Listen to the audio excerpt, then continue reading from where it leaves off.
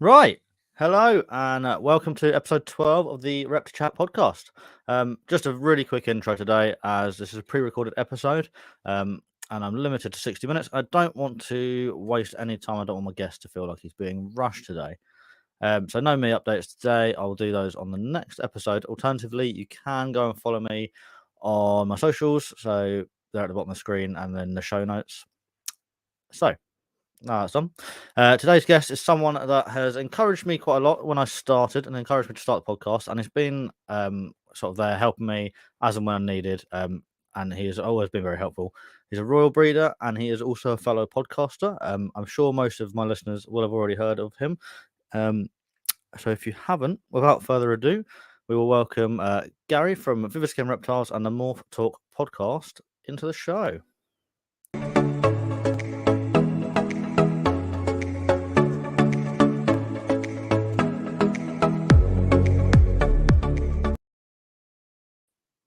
Hi, bud. How you doing? All right, thank you very much for coming on. It was weird actually. I'm not nervous at all normally, but today for some reason, because you're a podcaster, I'm feeling a bit nervous. So it's all good. So how are you, first of all, mate? All right? Yeah, good. Yeah, it's easy for me. I haven't got to think about questions or. Yeah, it's weird. It must be weird for you, but not being on the interviewee side for once. Yeah, it's. I think it's going to be a lot easier for me because usually I have to. I'm glad. Yeah, well, I have to concentrate on keeping it flowing and thinking about the next question while they're still answering the last question and things like that. Yeah. So I've got myself like a little script up in the corner that no one can see, just to keep jogging my memory every now and then. So if you haven't listened before, I'd like to start the podcast off with a section I call Get to Know. It's basically just getting, obviously, as it sounds, getting to know the person behind the social media account. So it's a few quick fire questions, and then we move on to some like this or that questions as well. All right. Okay. So short, snappy answers. First thing that comes to your mind. So when you're ready, the first exotic that you ever owned. Bearded dragon. Nice. Current rough number of animals in your collection. Somewhere between 60 and 70. Nice. Favorite royal morph in your collection at the moment? Ooh, Mandarin. Nice. Money, no object. What's a morph that you would like to add to your collection? Wookiee. Nice. And what is one species of animal that you would like to introduce to your collection that isn't a royal? If you could have, it doesn't matter time, space, anything like that. Just what would you have? Either money, no object, a green Sanzinia. Awesome, nice choice. And the last on the get to know questions before we move on to the this or that. Favorite biscuit? Chocolate hobnob. See, that's what I said as well. We've had some rogue ones. Somebody said Fox's Classic. And I was expecting most people to go over the hobnob, to be honest. That's not bad. That's not a bad one. But yeah, chocolate hobnobs is the one for me. It's probably a bit posh for me. Yeah. Right. So moving on to this or that again, it's exactly as it sounds. So this or that basically. So beach or mountains? Mountains. Sun or snow? Snow. Vacation or staycation? Staycation. Night in or night out? Night in. And finally, early bird, night owl, or permanently exhausted pigeon. Ooh. Early bird, I'd say. Nice. That's what we like to hear. Nice. Most people go for the permanently exhausted pigeon when they hear that, so it's nice to have a bit of variety. Cool. So that's the sort of get to know section done. It's just a section I like to add in there, helps break the ice a little bit, and it's a bit of fun as well. And we like to find out what people like to be dunking in their tea as well. So, yeah. So let's get into it, really. So, Gary, could you tell us how, when, what, sort of give us a history lesson in your reptile keeping? Where did you start? What was the animal? Sort of leading up to now. So I got a lizard when I was 15, which was the bearded dragon. And then I got skinks, and I got my first snake when I was like 18. Okay. But I couldn't keep it at my house. So I had to keep it at my friend's house because that's hence the reason why I got a lizard. My mum wouldn't let me get a snake. And then I kept getting lizards. up until I was about 22, 23 when I left home, and the only one I took with me was a green iguana. But I had to keep him again at my friend's house. I actually kept him at his mum's house. And then after about 6 months, it was actually a guy who came round and he said he used to keep iguanas and blah, blah, blah. And I actually ended up giving him the iguana. And then I had a break from any reptiles for about, I don't know, probably about 5-6 years. And then I got my first royal just as a pet. And then about 2016, I got into green trees, started getting green tree pythons. And then just after that, I started buying up royals. So, yeah. So, well, it was quite a nice little variety over quite a long period of time. It seems like quite a lot of people tend to have that break in the middle and then sort of go all out the second time round. I know that's what I've done, and most of the people I've spoken to, again, all have that sort of gap. Well, I had that 5-6 year period. I probably moved about 10 times. You know what I mean? I lived with this friend. I lived with that friend. I shared a very small flat with my wife when we first got together. Then we lived in a very small cottage for a while and things like that. So it wasn't until we moved in to this house, which we've been in, I think, for about 12 years. And, you know, as soon as we got here, that's it. I went and got a snake. And then he used to be in the living room. And then obviously when I got green trees, they were in the bedroom. One was in a Viv right next to the bed, which used to annoy my wife. And then they were all, it's weird. I've got like a box thing above the stairs that's in my bedroom. And so it acts like this massive shelf. So that was stacked up with Vivs and things. And then next to it was a space. So that was stacked up with Vivs. And then they squeeze in wherever you can find the space, really, didn't they? Basically, there wasn't, in the end, there wasn't a lot of room for clothes and things like that. So, and then basically I did my first breeding season in the bedroom. But my wife wasn't particularly fond of it. The tail wagging. I had a female that used to tail wag every time I chucked a male in, and it makes a surprising amount of noise as well, doesn't it? Yeah, it was quite a lot. And also, thing that you don't realise until it's quiet is I know exactly what you're going to say. Go on. They fart quite a lot. They fart so much more than I expected them to. Yeah. So, you know, it was just literally, you know, you're lying there, it's all quiet, you're about to go to sleep, and then you'd hear that, and then my wife would sort of go, "What was that?" You know, it's them, you know, sort of thing. So she said, if you're going to carry on, you know, you gotta get them out of here. So I converted the shed that I have, and you know, and built a room outside. So so for the last 3 years they've been out there. That's a win-win for everyone, really, isn't it? So you get a bit more room, the wife gets the bedroom back. Yeah, and to be honest, it's so much easier, you know, because I can keep it clean, and you know, I'm really the only one who goes in there, really. So exactly. So you know, if you put something down there, it definitely hasn't moved. Although my egg cutting scissors go missing. Yeah, mine can't. Mine are like fluorescent. I can't lose them. Yeah. She steals my egg cutting scissors. So like last season, I had quite a long break between the last clutch and the first clutch this year, and I got to the first clutch this year. And of course, you're keen to cut, you know. So you know, you've waited, and you're keen to cut, and then I couldn't find my egg cutting scissors anywhere. So you know, I had to wait until she got home from work, and then I'm like, where are these egg cutting scissors? And then you know, she pulls them out of a drawer and things, you know. These ones, I've been using them for this, that, and the other. Basically, yeah. She's like, I took them months ago, and I'm like, well, I haven't had any eggs to cut, you know. So, no, that's fair enough. That's cool. So, so when you got your first, we'll go after the break. So, when you got your first royal, when you got back into reptile keeping, was that, was it bought as a pet? Was the plan to go into breeding? Or was it just sort of one of those things? Just a pet. Yeah, just a pet. Yeah. Into the green tree pythons, was that a breeding thing, or was that just I want a couple of them because they're cool? So everything with me sort of started as pet.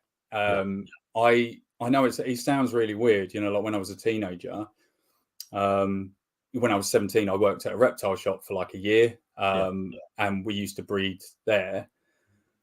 But it just, I don't know why, it just never crossed my mind. I was never interested in breeding. It wasn't. I got that first royal, you know, obviously, and had it as a pet. No intention of breeding, and then I got my first green tree, no intention of breeding, and then it was really, I suppose, it was around the time just after I got the first green tree, I thought, oh, it'd be nice to have two, and then and then I started looking into breeding. Really, I had to. It seems ridiculous. I really had to research breeding. I had no idea whatsoever how to breed snakes, lizards. I knew how to keep them. Just no idea how to breed them. And it's one of the things that we're lucky now.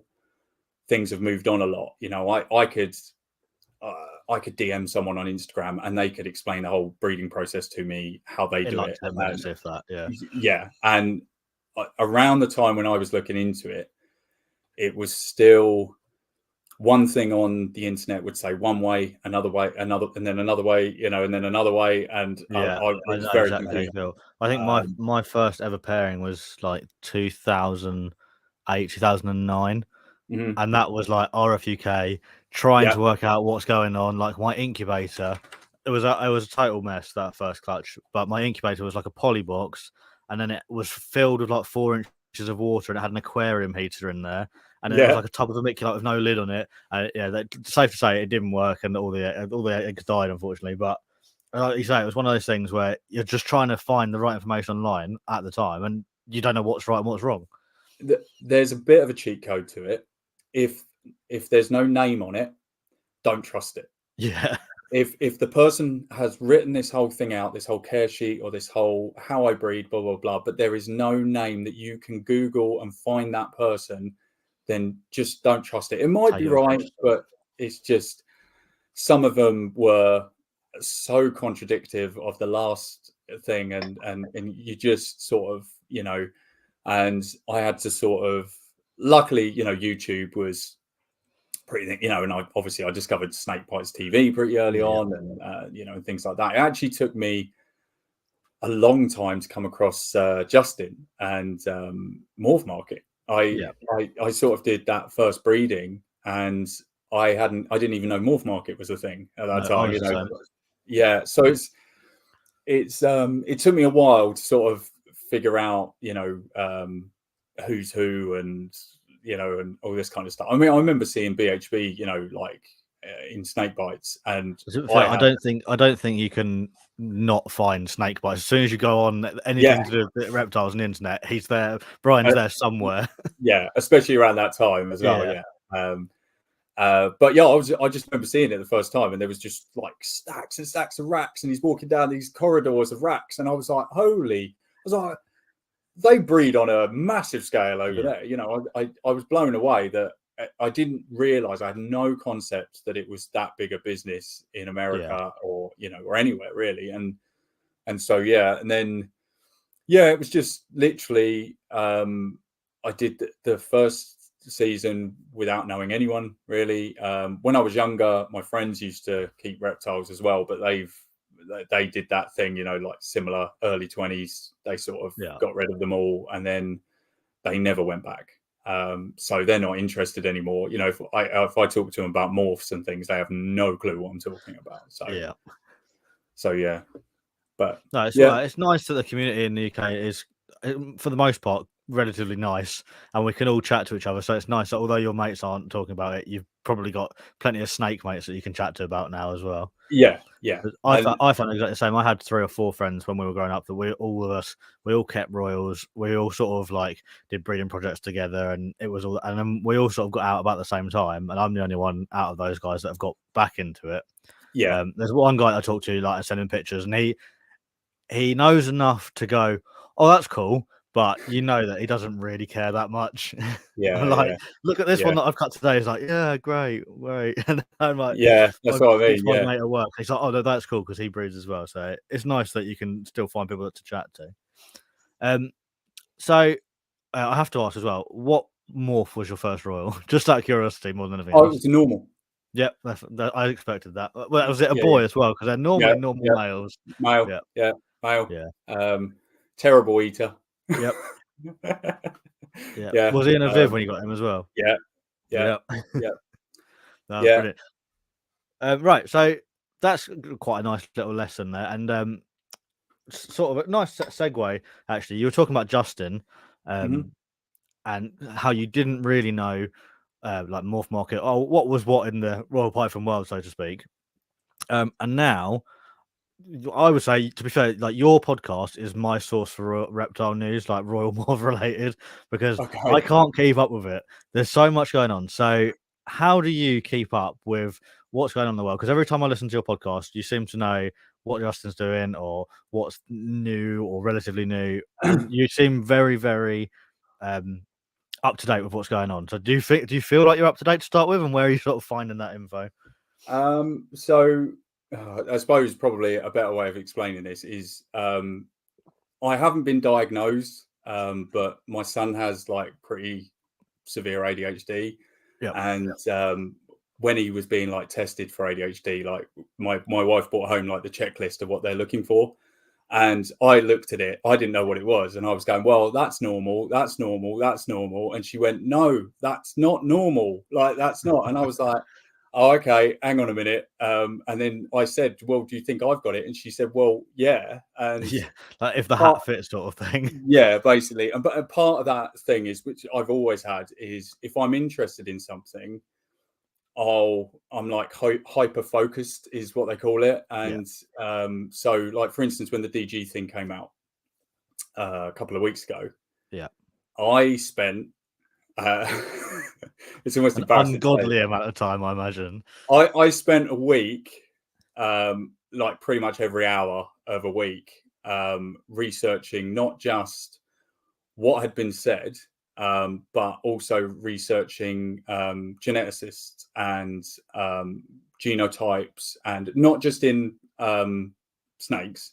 Yeah, it's easier to look at it from like a human point of view, yeah. and then try and translate into the desert ghost and what the findings are and things like that. And so yeah, I mean that is the same as anything for me. From pretty much from day one, if I found a gene that I liked, Yeah, I would probably research that one gene to the point of like exhaustion. Like yeah. who found it, when was it first found, who's done what with it, everybody that's ever done anything with it, every snake in that morph that's ever been put on Morph Market, and just literally click through everything, because I was trying to look at and trying to guess what it did, who had the best example, what the better examples look like in combos, what combos worked with it, what combos didn't work with it, and all that. And I pretty much do that with every single gene that I'm interested in. That's not a bad thing at all. I wish I could have that sort of dedication. Like I like to think I sort of know what's going on most of the time, but like I'll have a chat with my boss, and my boss breeds royals as well, and we like every day we chat snakes.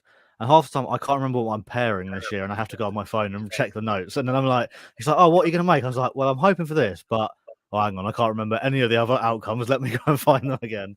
So Yeah. it's pretty good. And like I said, like I listen to your podcast all the time, and I look forward more to your podcast than the Justin video coming out, because I find that you guys Really? on your podcast, I can understand and you sort of explain it a bit more. Whereas the Justin one, I'm watching, I'm looking at the snakes on the video, and I'm like, that looks cool. And then whatever he says just goes straight to the top of my head. Whereas because I'm listening to your podcast and it's just going in my ears whilst I'm working or whatever, it seems to sort of deep seed itself in there. So yeah, it's brilliant. So crack on and carry on doing it. I need that new, like snake news. So talking of what your like interest in your morphs, what are you keeping at the moment? What's going on this year for you? So trying to think. Let me know. All right, let's start with how many pairings have you done this year? So I did 15 this year. And how has that gone so far? So 11 have ovulated. I think at least 2 more should. And yeah, so probably only one of them, I'm pretty sure, is reabsorbed now. Okay. So yeah, really, really, really good compared to last year. That's really good. Yeah, that's really good. And so what? So we've got 15 parents. Let's say 13, 14 are going to go. What is your most?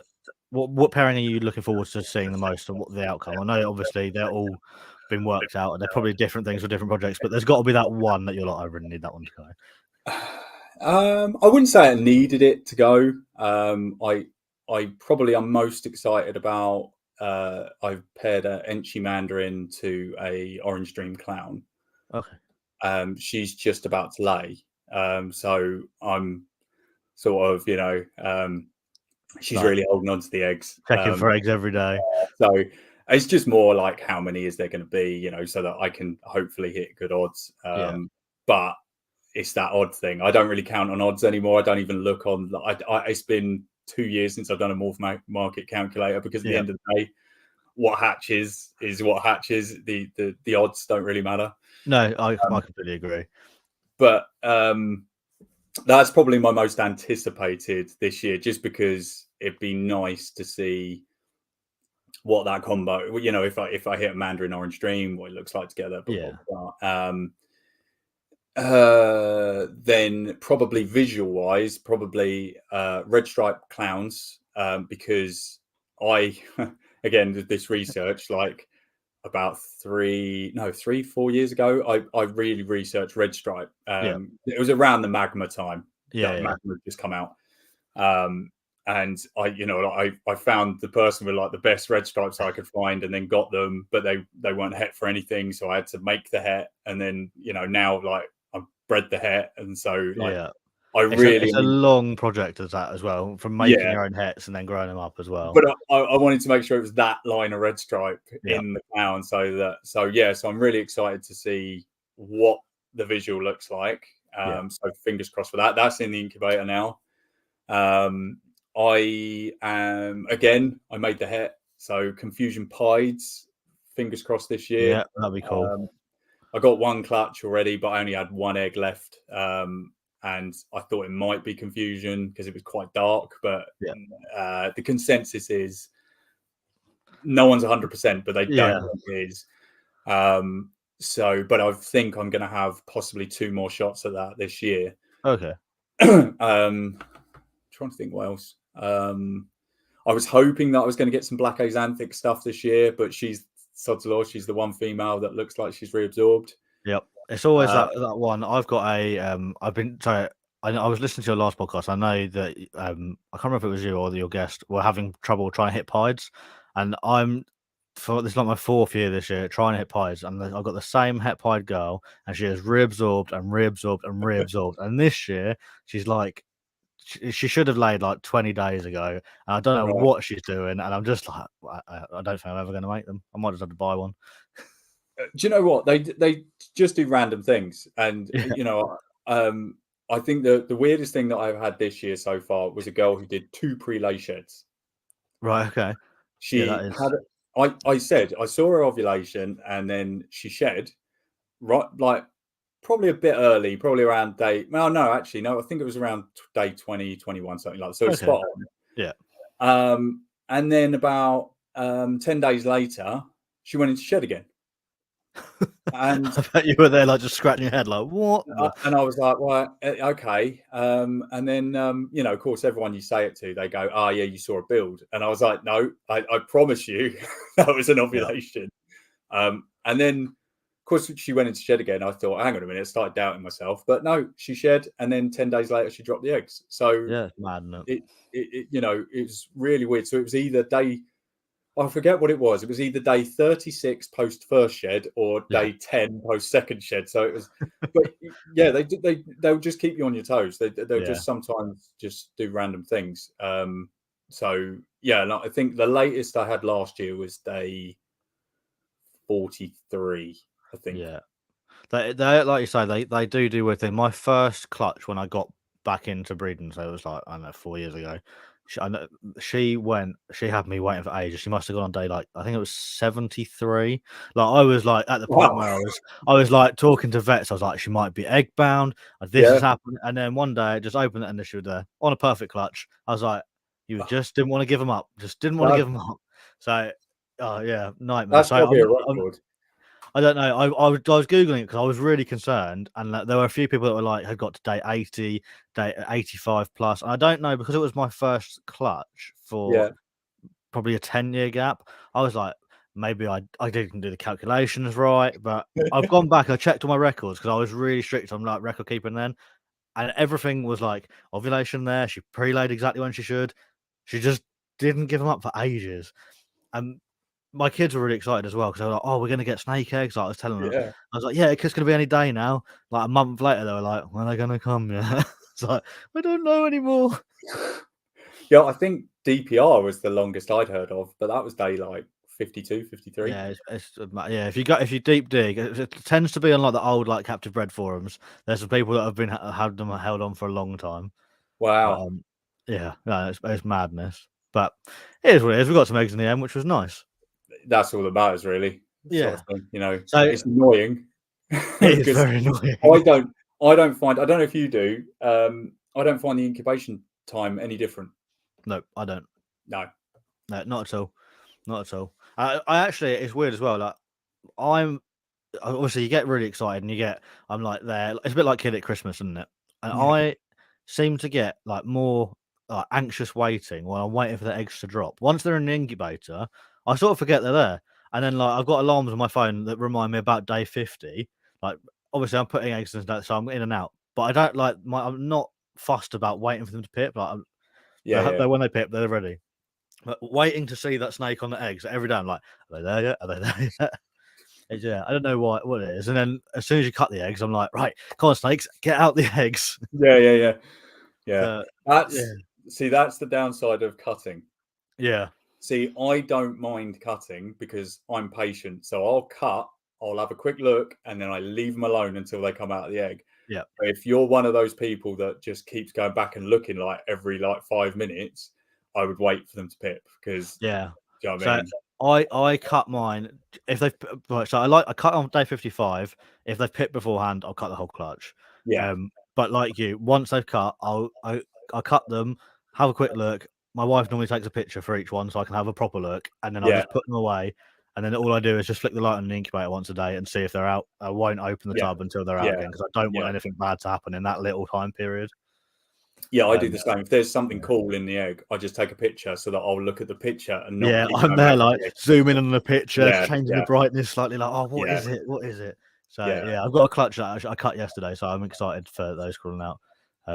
So yeah, I'm looking forward to that. I've hit my first blue-eyed Lucy, so I'm well happy with that. Oh, okay, cool. Was that Mojave or? No, so it was a what was the boy? Entry Orange Dream Pastel Posset Clown to Entry Lesser Pinstripe, but I was breeding them in. Was that right? No, that's not right at all. What was the clutch? No, Butterfire Het Pied. Oh, okay, boy. That makes sense. I was trying to find Butterfire Het Pied boy, Entry Lesser Pinstripe girl. So there's all sorts of stuff I could hit. I only wanted to hit bells just because way back when I used to keep, blue-eyed Lucies and pieds were like the holy grail snakes at the time.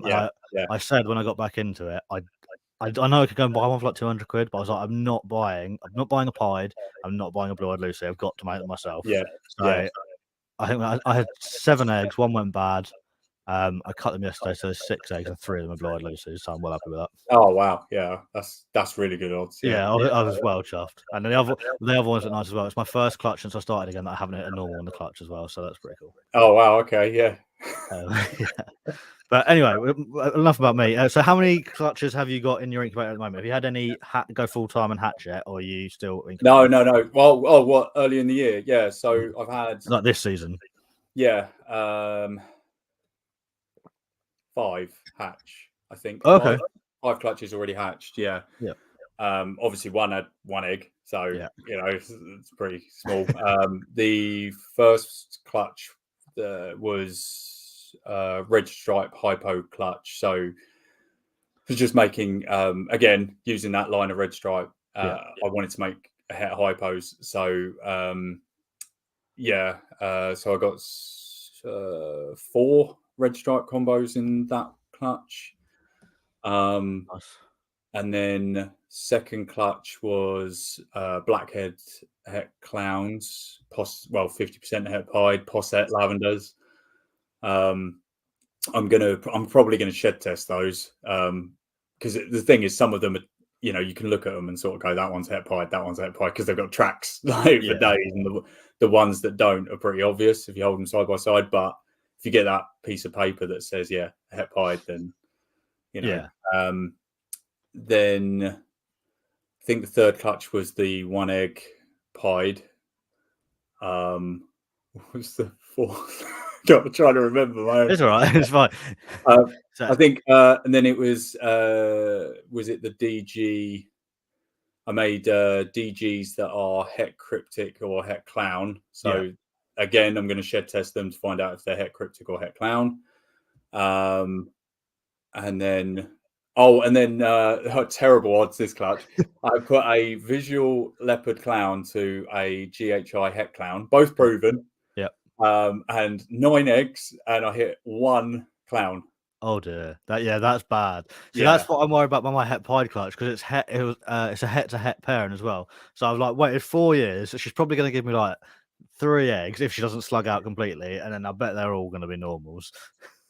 Yeah, I hit a normal in that as well. I up until this year I'd never hit a normal.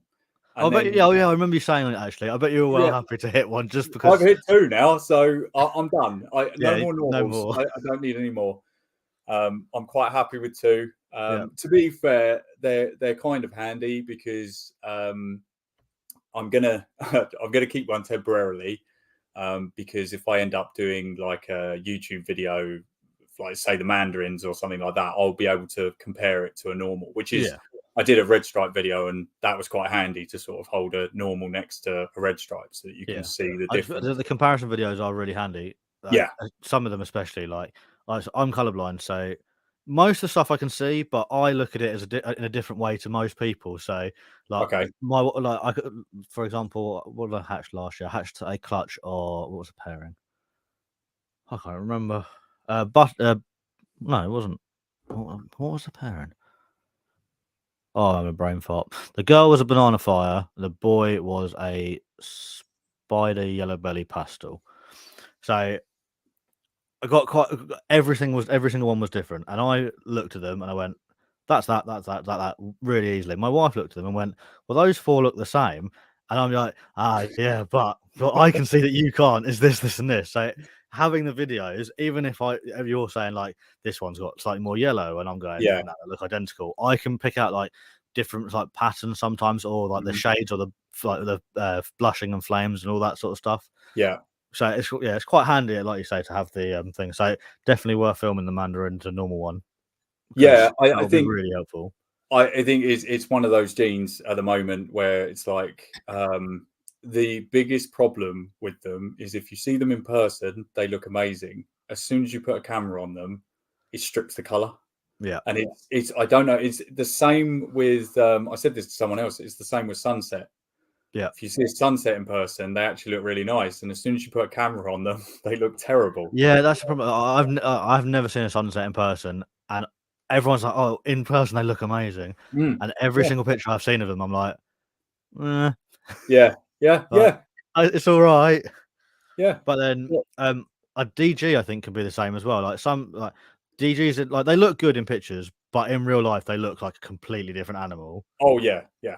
And it's really hard to explain to someone that hasn't seen them in real life how much better they look in real life, even though they look this good in pictures. You need to have the right lighting, to be honest, to get a good picture of a DG. Same with hypo. Hypo's the same, especially if you've got orange ghost. If you've got the real orange ones, the cameras. I mean, I've got to get an upgrade for my phone. The camera on my phone You know, like it's just terrible. Yeah. But I can't take a decent picture of a hypo. Just I look at the picture and I look at the snake and I look at the picture and I go, I don't understand. Yeah. It's frustrating as well, isn't it? Like you want to go, oh, look how cool this looks. You're like, don't worry about it. Yeah, I was doing it the other day because, you know, I've got a hypo and she's got some like red blushing on her back, and I was just trying to take a picture just to send to someone. Took the picture, and in the picture it looked terrible, and I was like, she doesn't look like that. I'm like, you know, so yeah, it's yeah. It is what it is, I suppose. Hopefully, cameras will get a bit more advanced and we'll be able to get those perfect pictures in the future. Yeah, my wife's got a new phone, so I'm going to have to borrow her phone and take some pictures and see what it's like. If they're good, I've just got a new phone this week as well, so I'm hoping that once these babies hatch out, I'll be able to get some nice pictures. But I haven't really used it that much yet, so fingers crossed. But I'm using it on the podcast today, and it looks a lot better than the last one did, so that's good. Yeah, so I don't know if you've got one. I had a light box. I've got no, I haven't got that. I've got a ring light that I put above, and then I can faff around with them. So that's better. I was going to say, because I had a light box and I took all my hatchling pics in him last year, and one or two, not all of them, but one or two, there was a bit of a problem where they looked a little bit too good. Right. Okay. I wasn't editing the pictures or anything. It was just weirdly they photographed so well in the light box that when you saw the snake in person, it wasn't as good. So I've sort of changed it now so that I know it seems stupid, but the pictures that now I've got on Morph Market, the snakes look worse than they do in person, because I want the person to be happy, you know, like to be, you know, sort of like when that makes sense. If they're happy with the picture and then it turns up and it looks even better, that's brilliant. But if it turns up and it looks not as good as the picture, like I've been conned here a bit. So well, I think that's a good idea, actually. It depends on the genes, but what I found was if the snake, say, had yellow belly in it, the light box would almost accentuate the flaming more. So it would look like it had these massive red flames all over it, when actually, if you held it in normal light, they were much more subtle. So it sort of was sending a bit of a sort of fake picture, if you like. That makes sense. I've started taking all my pictures. I try and take them outside because I find the natural light works best. I use the ring light just to sort of fill in the shadows a bit. Yes. And then I originally was taking all my pictures with like a plain background, either black or just white. But I started actually taking them on my table in the garden because the wood grain's quite nice, and I find it actually helps the camera pick up the colours better as well. Yeah. But that's good. Natural light is the best. Definitely. If you do it in natural light, that's the best. Yeah, it's fine until you got clutches hatching in like November, December, and it's freezing outside. Yeah, that's the problem with that. Yeah. Which at the rate I'm going, I think that's going to be the case this year because I'm having a really slow start to the year. Mine's later. I know it sounds, because when I talk to other people and I say I've already had 5 hatch, but those females usually go earlier, so it's still later. And I would say my average this year is that all my females are going 2 months later this year. Okay, that's about where I am. So last year I had a girl go in February. This year she's only just gone off food, and then I had I think I had my first and second clutches sort of hatching mid-June last year, and this year, like my first clutch I cut yesterday. So I've got 2 clutches in incubator. I'm still waiting for 7. So they're all a bit slow this year. Yep, I cut my last clutch last year in July or August. Yeah. You know, and I think I'm about halfway. Yeah. I was hoping this year that I was going to go and vend at one of the earlier shows in the year. So looking at what I did last year, I was like, oh, I should have plenty of babies on the ground. I'd quite like to go and vend just for the experience. And then the tables are booking. I was like, I haven't even got a clutch yet. I've not seen an ovulation. I'm not going to bother. Yeah. So maybe in September, maybe even later if there's a later show. Yeah, I thought the same thing. It's just sod's law. All my best stuff is going late. So it's like, I was like, I could vend, but at the moment, you know, pretty much what I've got is a lot of hets and things. I've hit the odds on visuals and things. So I was a bit like, I don't know, you know, what would I take, sort of thing. You know, I'd have to try and take things from last year, now they're a bit big. So yeah. To be fair, on the plus side of it, my season being a bit slow is I'm hoping the market will sort of pick up a bit more because it is slowly seem to be increasing again. And maybe the snakes know. Maybe they're like, it's all right. We'll just wait a little bit and it'll be well after the end of the year. Yeah. So So moving on a bit. What are your sort of longer term projects? I obviously don't go into all of them, but maybe pick one or two. Say, because obviously you've got hets that you've made yourself, so I'm guessing that you're planning 3, 5, 10 years in advance. So let's tell you what, pick 2 projects that you're working towards in the future that you're happy to share with us, and sort of give us a timescale that you're hoping they will work as well. Or if it's easier, you can go for one if you want. Go one project if you want. Okay. So one project that I want to do is I think they're called black ghosts. So the black axanthic hypos. Right. Okay. So that's one project. Obviously, with certain codoms involved, blackhead, and I've got blackhead and phantom in those projects. So yeah, that's one project. I gear a lot of my stuff around sort of making supers as well as sort of going into double recessive type things. So hence Mandarin, lace, red stripe. That's why I've sort of gone for those genes. Just because it's almost like if you made a double with the super, then it's almost like a triple recessive. Yeah, I like that. I like you can very easily use codoms as like a visual het of some description. So I'd like to work. I like working like that as well. And again, like you, I like to try and hit the supers as well. And it's handy if you've got supers because you know exactly or more chance of what you're going to hit next year because you're like, right, that's a super pastel. Everything's going to be at least pastel. Yeah. So and it makes it easier in the long term. It's sort of all of the recessive I have will basically cross at some point. So I basically black axanthic, hypo, DG, clown, and pied. So like I'm happy for any combination of whatever. So if I make a black axanthic ghost, it will then probably either go into clown or it will go into DG, and I'll work those projects. Obviously, we're in the UK, so you've got to be conscious of space. So I can't do all the triple recessives or anything like that. No, because in an ideal world, you'd keep everything back from and then work them all back. If it doesn't work, does it? You have to handpick the few. Yeah, basically. So depending on space and numbers and things like that, I probably will do it in stages. So it will take me a very long time. I would probably, try and make a black axanthic ghost, then try and make a black axanthic ghost clown, and then try and make a black, and then add in DG and adding those. So you're looking at least like 3 to 4 years per extra recessive, really, aren't you? Easy. Like as I say, my black axanthic female's not even going this year, I don't think. So you're talking next year. So and then that's it's and then you've got to hit the odds as well. So exactly. It's nice because it's nice to have something to work towards. I got to last year, I had to sit down and like really think to myself. I was like, right, I've got all of these, but once I've hit like the holdbacks, what the hell am I doing next? Like I had no plans beyond that.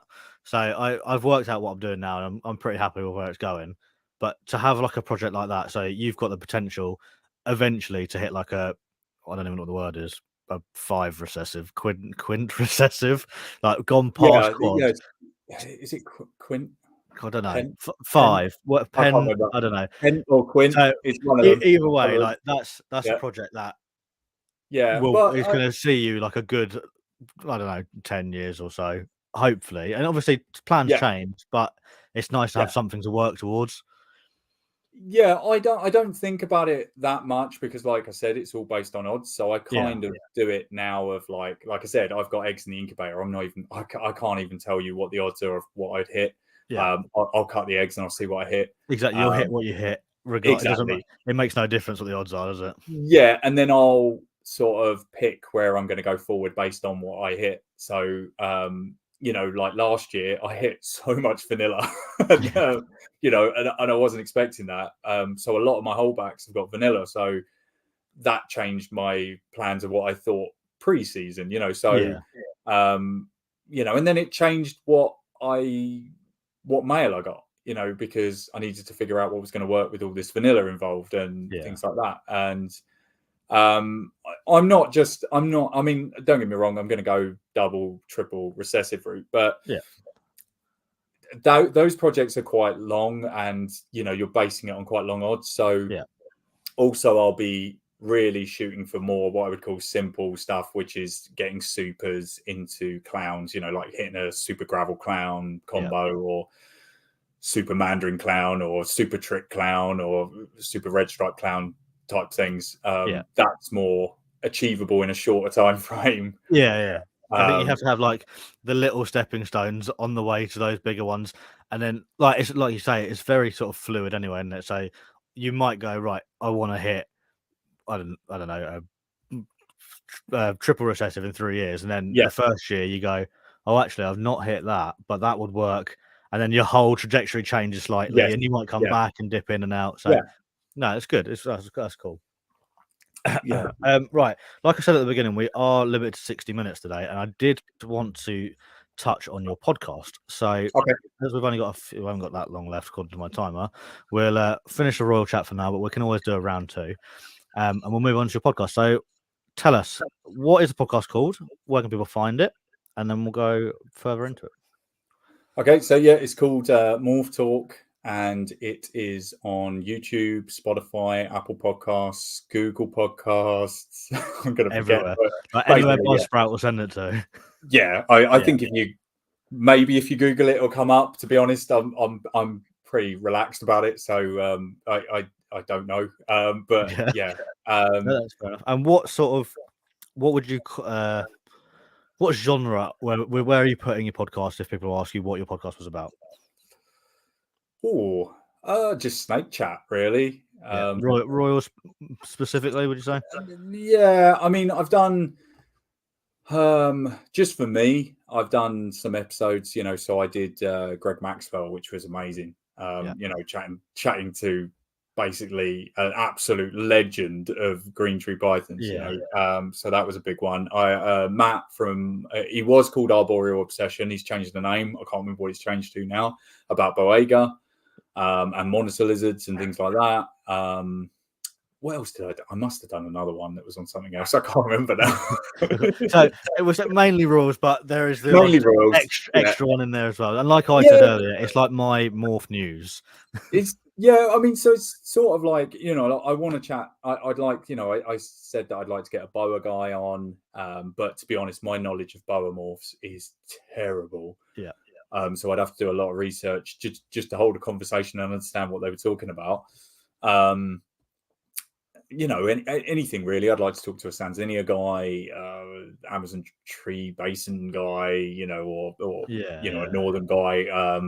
There's loads of guys. Sometimes basically what I do is if there's a lot going on in the ball python community, or there's a particular person that I want to talk to, then I'll do whatever. If it's a royal podcast, it's a royal podcast. And then I suppose every now and then I get a bit, I've done a lot of royal talk recently and there's nothing going on. So I'll grab if a guy's into anacondas, I'll grab him and chat to him about anacondas or something like that. So no, that's cool. And so let's go back to the start of the podcast, the start of your podcast specifically.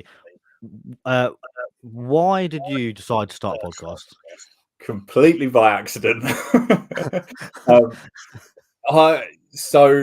It was a bit of a weird one. I don't know why I did it. I sort of posted a message on a Discord and sort of said, I'll start a podcast and I'll have the guys from the Discord on and you can come on and talk about yourself and blah, blah, blah. But it was around the time when they were just about to, which I didn't know, they were just about to start like a live channel. So they were going to do a live once a week and have people on and they could come on and jump on and chat anyway. So they sort of said, look, we're doing this. So that kind of steps on the toes of that. And I was like, oh, brilliant. No worries, thinking, whew, that was good. That got me out of that. But then they sort of jumped on it and they were like, no, it's a great idea. Do a podcast. And then Gavin at Balls to You said, oh, come on and be your first guest. And I immediately went, oh, no, I've got to do it now. So at first I thought I'll do the one with Gav. And this is how low my expectations were, to be completely honest. I said, I said it probably have about 10 people listen to it. And I said, if I get more than 10, I'll do a second episode. But I really didn't expect it. I thought honestly, it's going to probably be about 6 or 7 people listen to it. Yeah. For the first 10 minutes and then switch it off. So obviously I did it. And then I think it was got about 100 listens in the first week or something. And I was like, oh, okay, hang on a minute. That might be a bit more popular than I thought. So yeah, and then I sort of said, I think I said, oh, I'll do 10. Yeah. And then I did 10, and then I just kept going. It really was by accident. I was listening to podcasts a lot of the time. And Sam did Racks to Riches just before that. And I was really waiting for him to release an episode because it was the first time we'd had a UK based podcast. Yeah, definitely. And it was brilliant. And I think he did something like 5 or 6 episodes or something like that. And then obviously stopped. And then there was this sort of, it was around that sort of 2-3 months after he'd sort of stopped doing it. And no one else had sort of picked up the baton and started another one. So that's why I just said, okay, someone needs to jump in and do this, because while the ball's rolling, let's keep it going. Let's keep a UK podcast going. Because don't get me wrong, I love the American ones. Morelia Python Radio's like one of my favorite ones to listen to and things like that. And, and I would listen to episodes again and again, since they were good episodes. So yeah, it really did happen by accident. And then I really enjoy talking to people. Like we all know we can talk about snakes for hours. So yeah, it's nice to sit down and speak to someone that has a passion that is the same as yours as well. I think that's one of the reasons that I'm really enjoying it so far. But I'm in the same sort of boat as you. Like I was chatting to a friend. I was like, again, same as you. Like I'm listening to like the Trap Talk podcast and a lot of the American ones, and I listened to a couple of like the older episodes of UK ones, and then they dropped off. And I was like, there's not a lot going on. And I listened to yours. I listened to Trap Talk and a few others as well. But I found that I wanted something where, like, I listened to what's the other one as well, Wolfie Roy's podcast. I went on his as a guest as well, and I enjoyed being on as a guest on that. But I listened to them all, and I was like, I really like it, but it's like they're always talking about royals. This person's always talking about royals. So like this one, I went, we're gonna do royals because obviously I really like royals and I'm a royal keeper, but I want to do like a royal episode, then an episode that's nothing to do with like. So I've done royals, and then I did someone that kept macaws, and then I did royals, and then I've got a monitor keeper. Yeah, just so it like mixes it up a bit like when you're watching Deadly 60 and like he's got a snake and then the next minute he's got a jellyfish. Like that's a sort of plan, but in a long term, like a long form podcast sort of thing. So it seems to be working quite well. Yeah, it's great. No, it's really good. So if anyone's listening at the moment and they wanted to start their own podcast, do you have any tips or advice you'd like to give them? Do it. I to be honest, I think the more podcasts, the better. I listen to them. Luckily at work, when we're doing something, I can put the headphones on and just listen to podcasts and stuff. The thing that you need to think about is be yourself, right? So don't try and be something you're not. But what you need to do is you need to think of a way of what's going to be different about your podcast. Yeah. Because the only thing that's going to make it bad, in a sense, is if you're asking the same typical podcast questions as another podcast. I'll just use an example. I'm not saying I'm great at this because I don't think I'm good at podcasts, but the first podcast I did with Gav, I'd listened to him on, I think, 5 different podcasts, and they'd all asked him pretty much similar questions. So I knew how he'd got in the hobby. I knew what projects he was working, so I decided to ask him about projects he wasn't working with, just his opinion on like different projects. Then I was able to get him on again and talk to him about his current projects. And I could easily do a third one with him now because he's acquired new snakes and blah, blah, blah. And all 3 would be different. Yeah. And I wouldn't ask him the same questions that, say, MJ would ask him, or or you would ask him. You've got to just try and try and not do not do the same questions, the typical podcast questions. No, I know exactly. I did laugh this morning, not this morning, a couple of days ago, because I would I write myself like a little script, not like a full thing, but just to remind myself, like, so I don't lose where I'm at, because otherwise I will end up talking about something completely different and be off topic. Yeah. And I'd written my little script, and then I was listening to your last episode, and you said at the beginning of your episode, I'm not going to ask you where you started and how you got into it, because everyone says that's a really boring question. I was like, okay, that's the first question. I was like, you know what, if he's not asking it, I'm going to ask it, because someone's got to ask it. Well, yeah, no, I don't mind that question. No. As I even said, I won't say who told me that, but basically, I even said to him, I said, the problem is that's the easiest podcast question to get the conversation going. Definitely.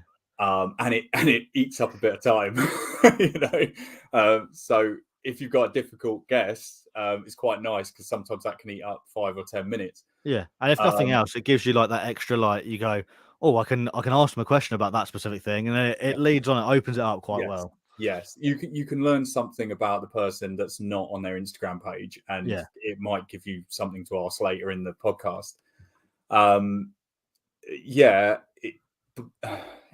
But I understand that the reason why he was saying it is, you know, if you ask everyone tends to have a similar story. So, which is, you wouldn't think they do, but it seems like most people are like, well, I got my first leopard gecko or bearded dragon when I was 12, and then I had a break when I was in my late teens, 20s, and then when I got adult money and became a proper grown up, I started again.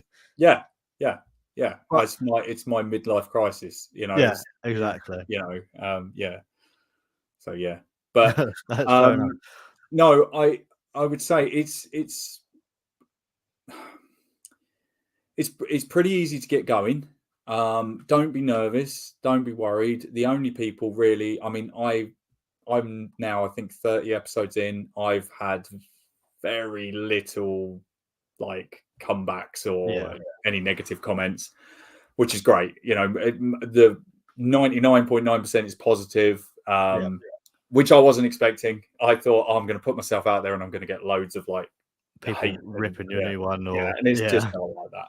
No, not at all. Actually, I'm exactly the same. I was expecting like my friends to get on there and take the piss and get like animal rights people, and I've had none of it. Actually, it's all been really supportive. It's been really good. To be honest, I've probably in 30 episodes, I've probably had 2 DMs of someone saying something, and to be honest, both of them, when I explained what I was saying to them, they both were great, and I still talk to those people now. It wasn't bad. It was just that they misunderstood what I said, and one of them was a joke, and they obviously didn't get that it was a joke.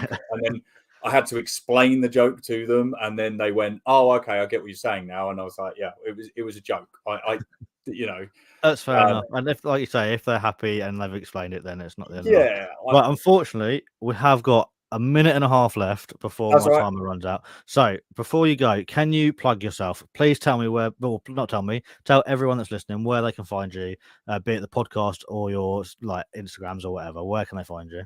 Yeah, so the podcast is on YouTube under Vivid Skin Reptiles on my YouTube channel. It's on Spotify. Just type in Morph Talk and it will come up. My Instagram is Vivid Skin Reptiles. I'm too lazy to do a separate one for Morph Talk. So yeah, just I post on there usually on a story when I'm releasing a new episode, and yeah, that's it really. Brilliant. Well, I've really enjoyed this, Gary. Thank you very much for coming on, and I know it was short notice, so you've saved me. It, buddy. It was really, really good. Unfortunately, we have now run out of time. We've got 30 seconds left before it's just going to. So we'll definitely have to do a round 2. Whether that round 2 is you coming back on, or if I come on, I guess, and yours, we'll sort that out in the future. We'll call it a day there. Thank you very much for coming on, mate, and we'll speak to you soon. Yeah, brilliant. Cheers, bud. Cheers, dude. Thank you. All right, that is the end of that. We've got 15 seconds left. So thank you, everybody, for listening. If you want to find out any more, go and check the show notes below. So yeah,